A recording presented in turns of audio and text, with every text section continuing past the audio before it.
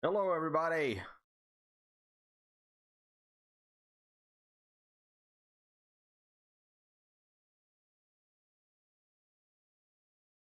No, ma'am, not yet. Period. Starting my show. Talk to you in 30 minutes. Unless you want to be on the show.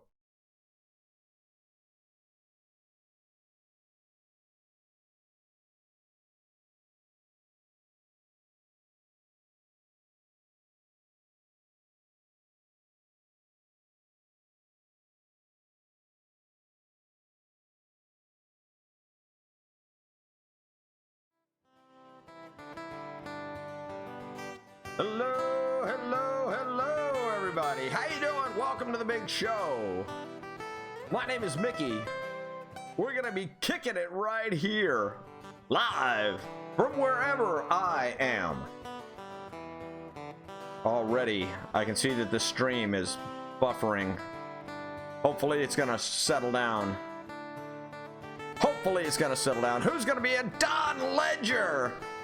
Just beat out Sherry Clark. Hello, Don. You win the gold medal tonight. First comment in. Hi, Sherry. Silver medalist Susie Goebel coming in with an awesome sweatshirt and the bronze medal. That is awesome. I'm so happy. I have been prepping for at least the last 30 minutes. Hard. I had a boat to save today. First, let's see, what did I do first? First, I got a motorcycle ride in. I'll tell you about the motorcycle ride. I got to take furious notes here. How am I going to do an introduction? Tonight, we're talking about lying.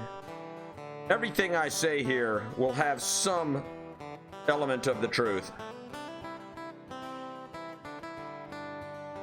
So let me take a couple of notes. I want to tell you about lying tonight because, man, it's crazy out there. That's the only way that I can put it. It's absolutely crazy out there. Who's lying? Who's not lying? What are we going to do about that? Hello, Lance Jones, coming in just off the podium, 4th place. Hello, Lance Jones. Make sure everybody checks in. And I know this thing is buffering. I am sorry about that. So let's do this. Here we go. Hello, everybody. How you doing? Welcome to the big show. My name is Mickey. The show is Mickey in the Middle, the quintessential show for middle Americans. As you can tell, the snowball microphone is back because I didn't like last night's production. But this is the quintessential show for middle Americans, people who care about the country, care about our fellow Americans, care about immigrants, care about our international relations. This is just a place where we care about how all of that stuff affects middle Americans. And I have to do an introduction to the show because right now we don't have a lot of viewers, but one of these days I know that we are based on what I say in the first couple of minutes of the show. So welcome to the show. I would like to thank you for all being here. We're going to try to do a good job for you. Try to be a little bit entertaining and a little bit informative. So what do we got? So let me start with this. On lying. First thing on top of the page, right? By the way, these are my copious notes right here. First thing, what am I doing in Arkansas? Well, I got a call yesterday and it said, hey, you know that motorcycle part that you ordered? I said, yes, ma'am. She said, I'm sending it back next week. Because 6 months ago, you said you were going to bring your bike in and you didn't do that. So I said, yes, ma'am, I will be right there. Can I get an appointment? And she said, how about 1 o'clock? And I said, awesome. So me and my dad woke up early, jumped in the Go Van Go. By the way, I named my van Van Go. Get it? Van, V-A-N-G-O-G-H? V-A-N-G-O-G-H, as in, the nickname is Vincent. So we jumped in Van Go, and we cruised up to Arkansas, jumped on my motorcycle, 50 degrees, perfect weather for a motorcycle ride up to Sunrise Honda in Searcy, Arkansas. And then they fixed the motorcycle. Now, a very important thing happened when I was getting my motorcycle repaired. I went over and saw my friend Dustin, who works in the pre-owned motorcycle department, and we started talking, been friends for years, and he looked at me after I told him about some of the projects that I have going, and he said, well, so obviously you know about the Times Magazine article. And I said, no, I don't know about the Times Magazine article, but I'm be willing to take a look at it. Can you send it to me? And he sent it to me, and it blew my mind. Now, I'm not going to talk about the Times Magazine article, but the name of the article is The Secret History of the Shadow Campaign. Let me show you this real quick. All right, so here we go. The Secret History of the Shadow Campaign that saved the 2020 election. So the question is who saved what? And this article by Times Magazine basically says that some people took it upon themselves to save the election from the American people and save the election from Trump. That's pretty bold of people. Thinking that an entire population of 320 million people need to be saved at the voting booth. Now, I'm not going to talk about that article today because I'm still working on my content. But tomorrow night, I will be talking about the secret history of the shadow campaign that saved the 2020 election. And then the day after tomorrow, I'm going to be talking about what's happening in the United States military about a test of loyalty. Who is the United States military supposed to be loyal to? Well, they're supposed to be loyal to the Constitution of the United States of America and the officers and civilians appointed above them. And that's who they're supposed to be loyal to. Now, I just did 30 years in the United States military, got out a few years ago, and I have never seen a more disgusting exercise pulled on the United States military. The United States military has been very, very good. They have rules, they have regulations that say we do not get involved in politics as the United States military, but as a private citizen, you can participate fully in the political process. And you are guaranteed by the Constitution of the United States and the Manual of Courts Martials for adjudication of your actions as determined by the bodies that oversee the United States military. Now, I'm going to be talking about that on Tuesday because on Monday, I'm going to be talking about the secret history of the shadow campaign that saved the 2020 election in the Time article. So that's what we got coming up. So tonight, I'm going to be talking about lying. Have you ever lied? Do you have a good reason to lie? What if you didn't know that you were lying? What if you were fed bad information and you just passed that on to somebody else? Have you ever looked at a loved one and said, wow, you look great, honey?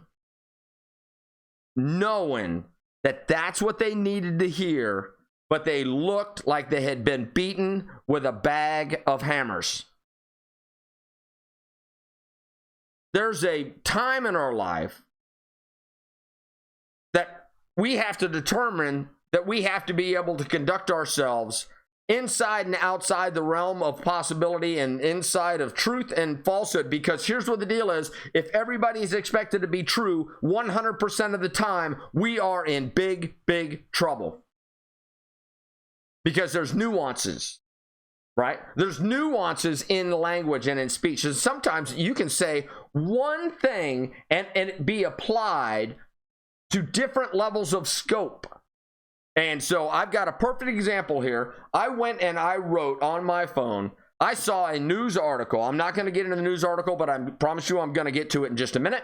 That somebody had done a news story on a tweet that was put out and on attitudes and opinions towards a subject, and they labeled that as false. And I was so mad. I saw it, I read it, I listened to the reporter who labeled it false, and right then and there, I knew that I had identified the problem with our news media.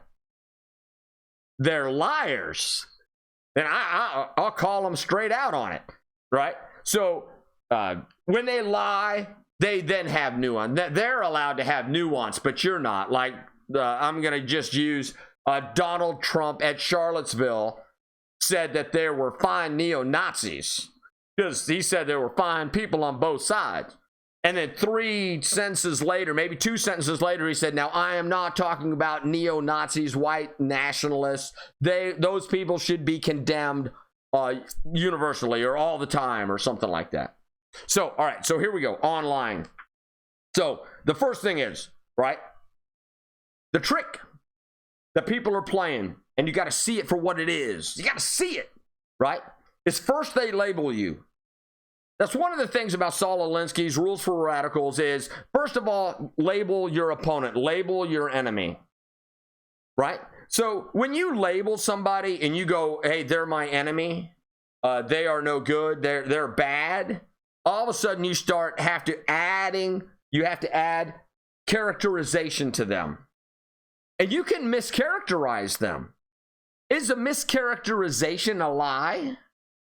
If they say that you're dangerous, ooh, are you dangerous, Mickey? Yes, I am very dangerous.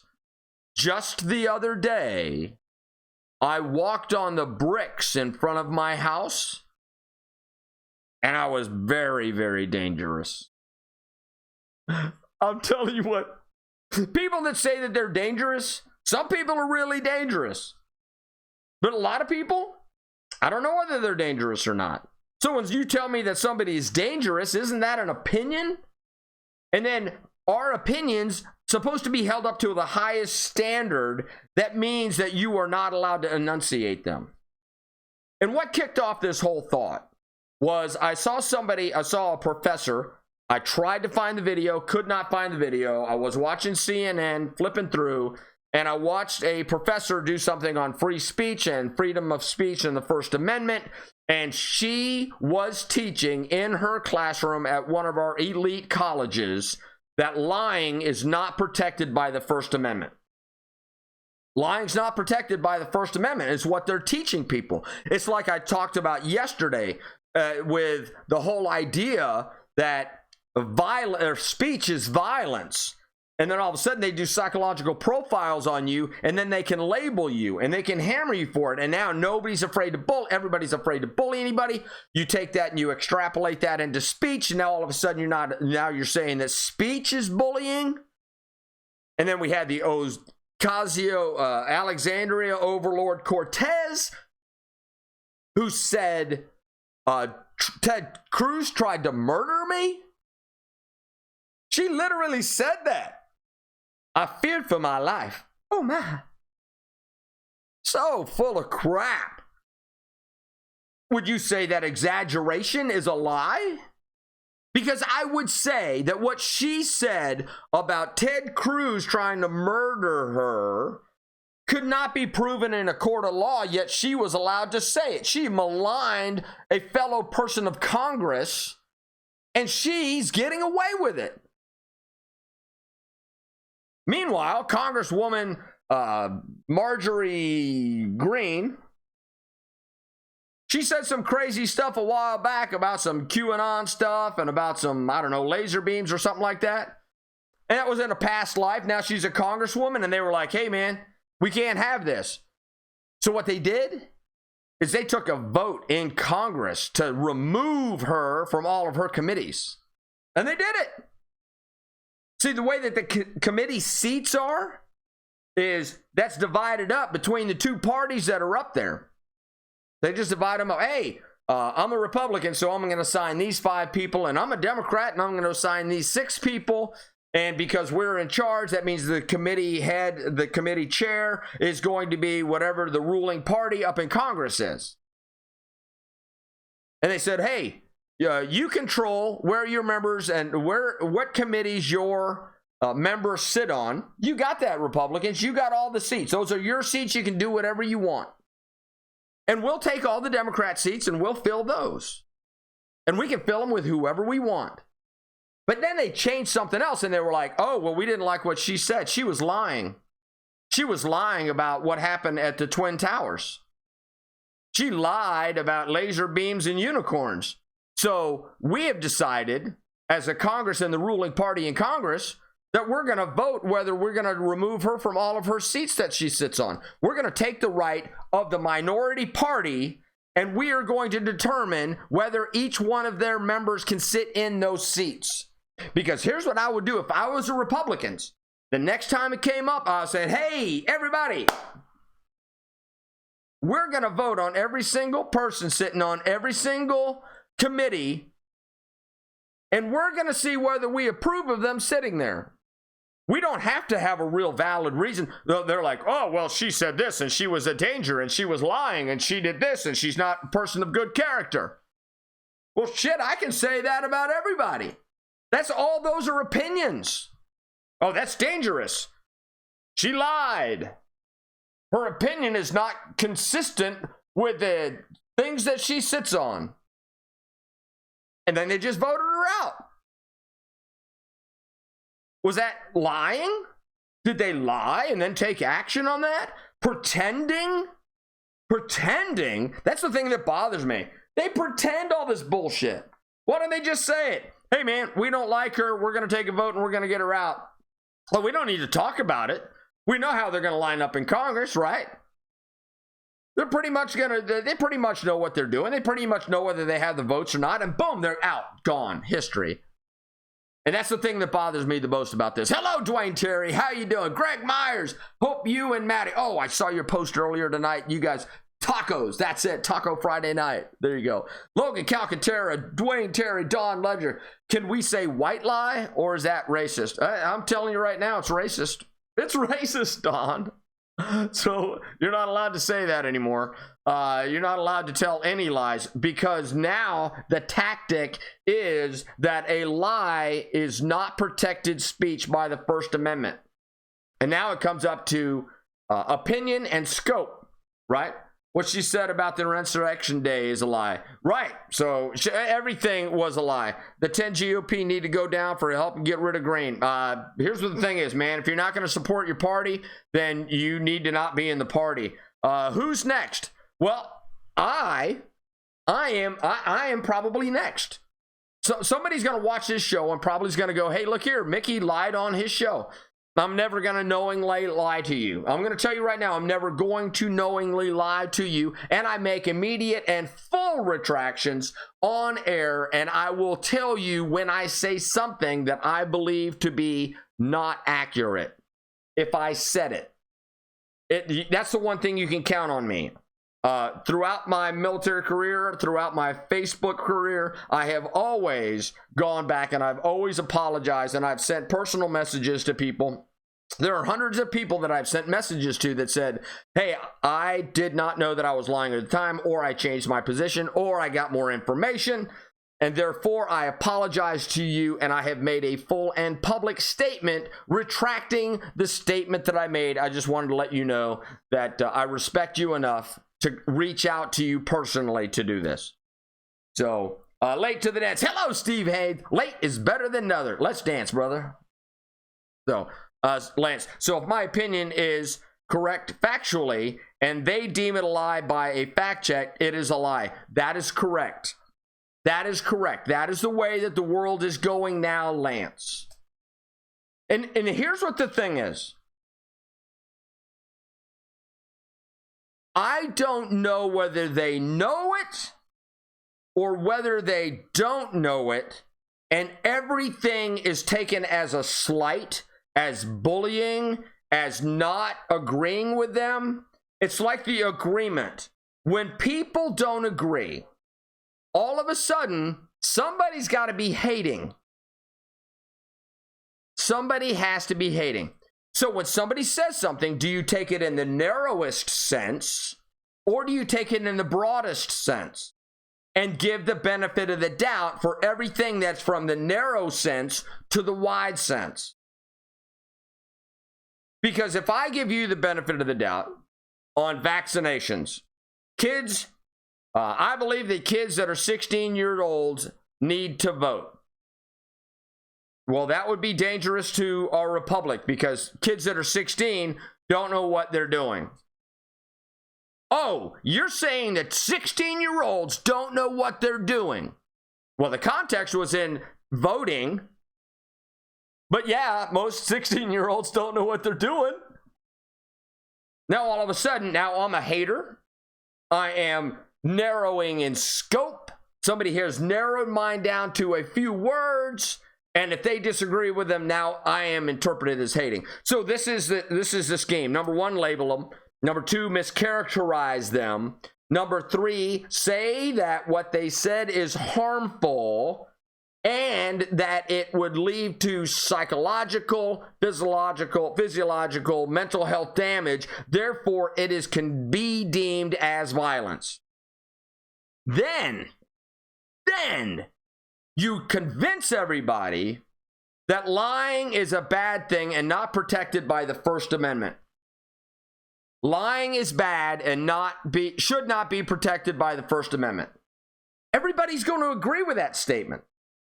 Oh, you're right. Lying is bad. Lying is absolutely terrible and horrible. That's how we have people that believed in the flat earth. Well, at the time, convention was the earth was flat. And everybody that said the earth was flat and it was not a circumference globe ball, whatever the hell it is, floating through space, a bunch of matter around gravity that sucked in a bunch of dirt. Now, all of a sudden, all those people are liars. All of them, 100%.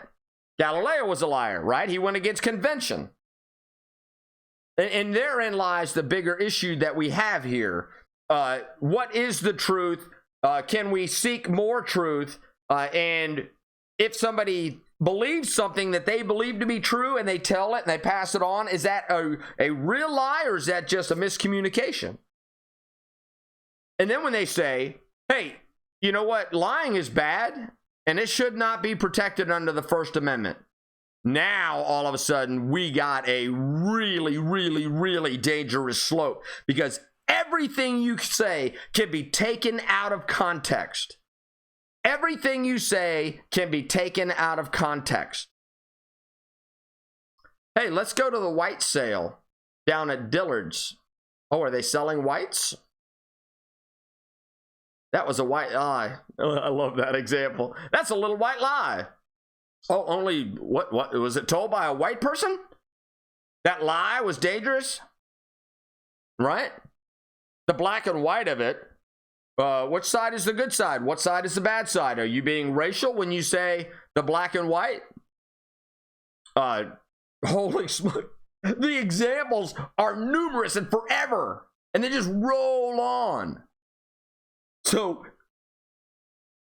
after they took care of Congresswoman Marjorie Greene, they can do this to you. They can do this to everybody. This is what's dangerous. I'm about to call all of my liberal friends and go, hey man, do you hear this shit? Are you down with that? Because here's what the deal is. If you want to put me in a cage, I don't like cages. I'm not an immigrant.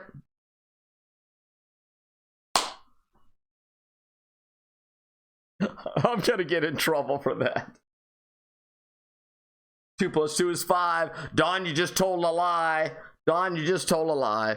Pretty soon, unless you're rounding. 2 + 2 is 5 if you're rounding to, you know, whatever the 5, 5, 5, 5, 5 thing is, right? Pretty soon they'll tell us that too. Yes, sir, that is. So Lance said, so if my opinion is correct factually and they deem it a lie by fact check, it is a lie. Yes. Yes.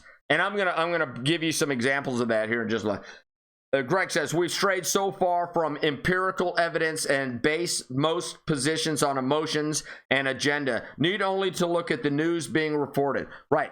So what they're saying now is empirical data does not matter. Empirical data does not matter.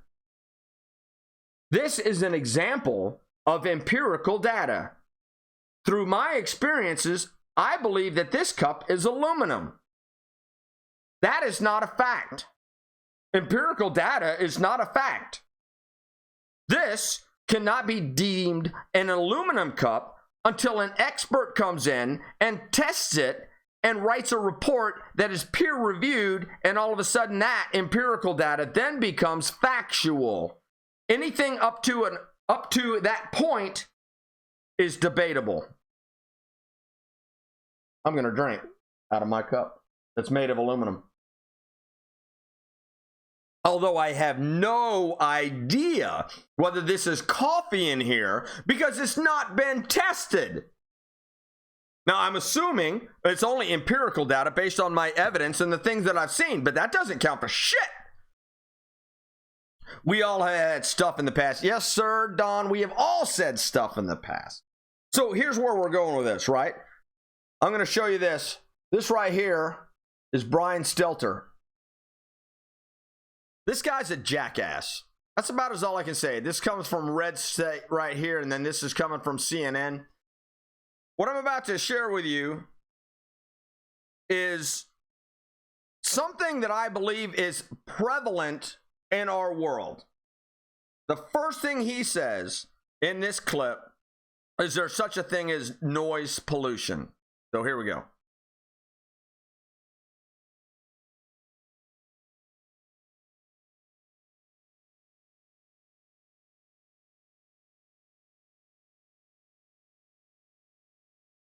Shoot. Pollution. And the polluters are trying to deflect blame. Dishonest cries of censorship are filling Fox's airwaves with charges that these guys right here are being suppressed. The word censorship's been invoked almost 400 times on Fox this month alone, and more than 300 times on Newsmax. All right. So what he's saying there, sorry about the little audio thing. I pushed the wrong button. I pushed 4 where I could talk, but 5 is where he could talk. And then 6 is where both of us can talk. So I pushed 4. I'm sorry. I apologize about that. Right? So now all of a sudden he's starting accusing other people of lying and saying that it's noise pollution. And that's what they're telling the kids. And that's what they're telling each other. And they're really convincing each other that other people are using the climate change terminology to go, oh my God, we have to get rid of that. Climate change is bad, and now they're polluting our atmosphere with bad words. And they're saying stuff like censorship, and they're saying stuff like you're not allowed to say that. Well, that's what's happening. Brian Stelter right there is evidence. And that is evidence right there. It's empirical evidence, but he is trying to censor people right there. And that is one of the most disturbing things that you will ever see. But what's even more disturbing is this. But while some cry cancel culture, let me suggest a different way to think about this. A harm reduction model. Most people want clean air and blue skies and accurate news and rational views. And then in that healthy environment that looks beautiful, then we can have great fights about taxes and regulation and healthcare and all the rest. See the way that he said harmful? Harmful? Like they're being injurious to you? You know, people that start claiming that they have the morally superior position to you and me, what are they doing to the middle class? What are they doing to middle America? What are they doing to our children?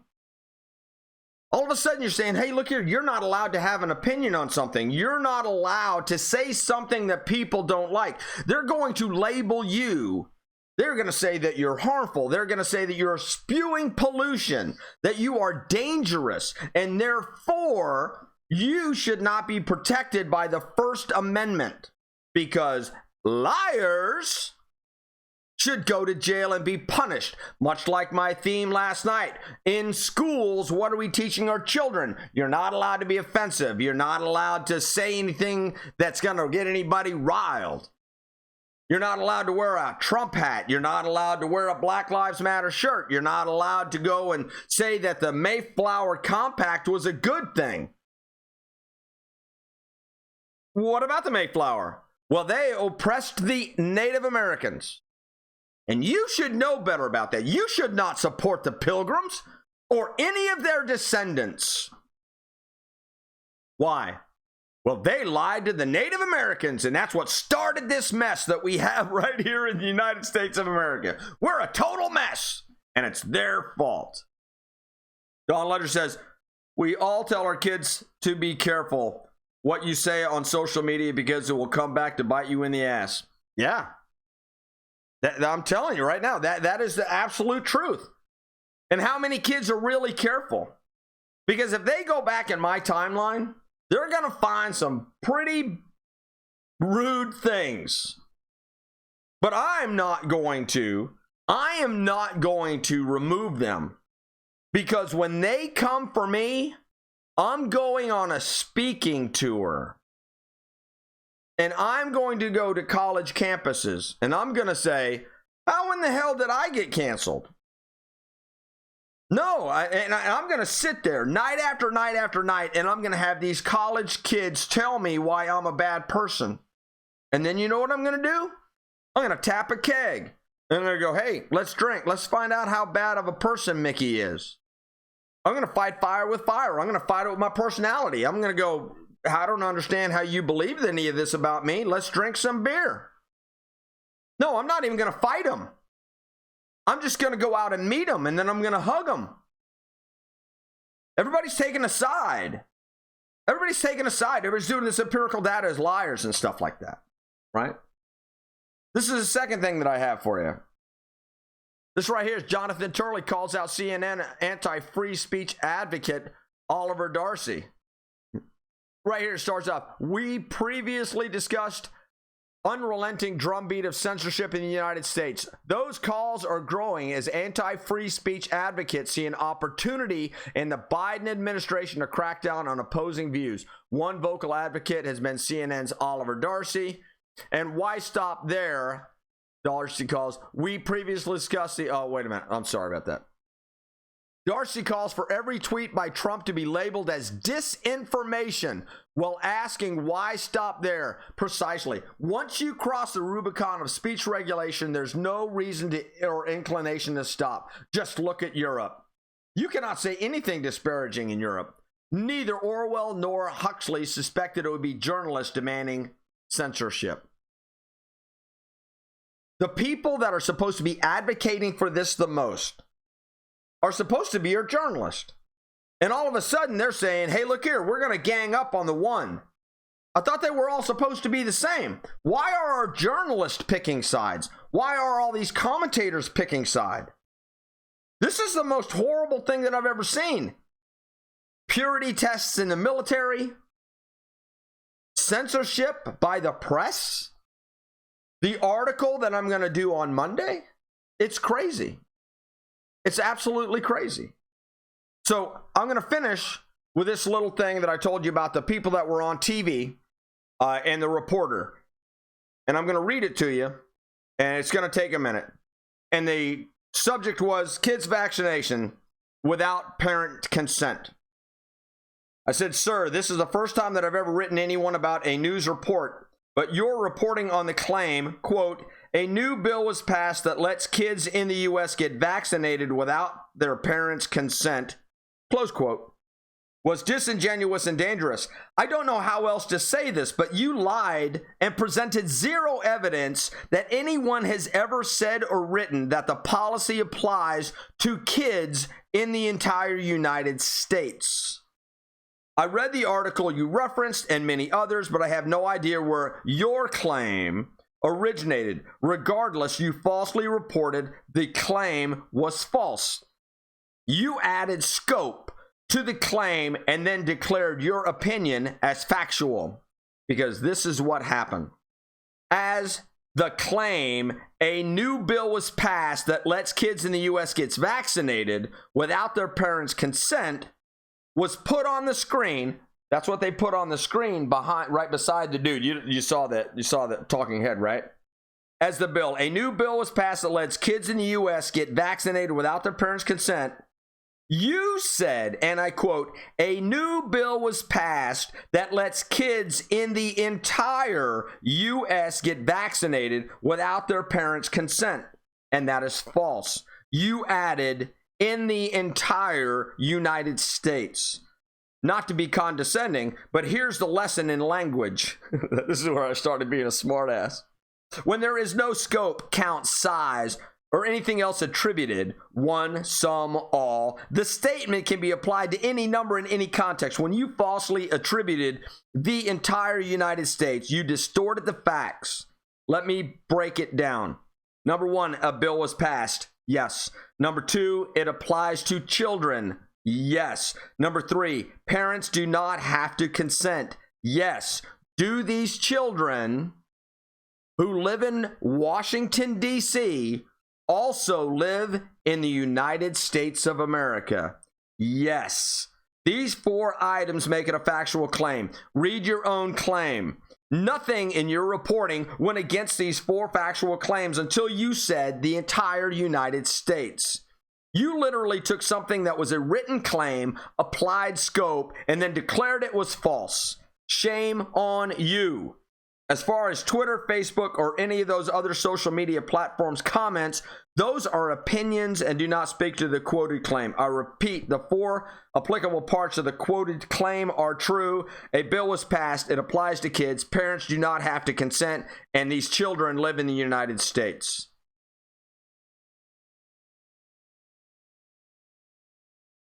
When I say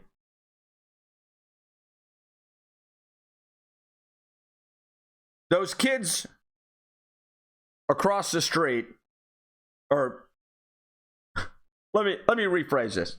The bill was passed in Washington, D.C. that said that parents do not have to consent to have their kids vaccinated. And somebody texted that out. Kids in the United States, a law's been passed that kids in the United States don't have to get vaccination. Well, it's true.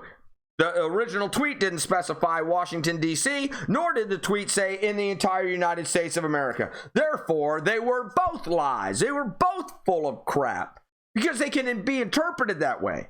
All of your speech, all of my speech can all be interpreted that way. Let me give you one more thing. Trump said that there was voter fraud. He said there's a lot of it. Define a lot. Define a lot of voter fraud. You know, is that like 5 or 10 people committing voter fraud? Is that like people in 4 or 5 states, or people across the United States?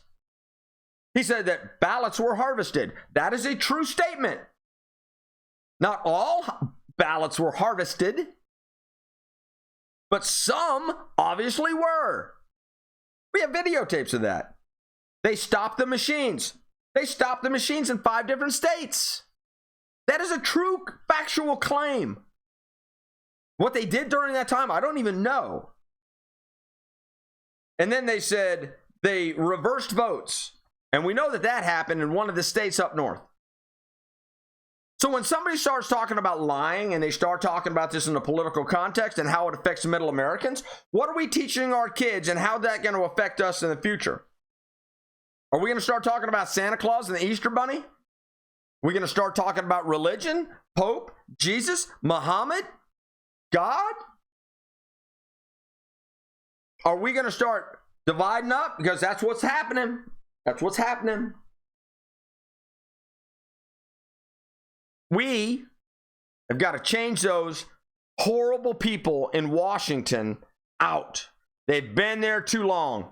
We cannot change the game, so we got to change all the players. So that's all I've got for tonight. Thank you very much for tuning in. This is Mickey in the Middle on the Big Lie. They're all lying to us, right? And then Greg says, it's all about one's character. It's not about the one thing. Thank you very much. And we're going to close on that. Thank you, Greg Myers. I hope you, Maddie, have a great night. I hope everybody else has a great night, too. So this is Mickey in the Middle, 9 p.m. Central, Monday through Friday, right here wherever I am. Remember to live, laugh, and love. Peace, everybody. See ya.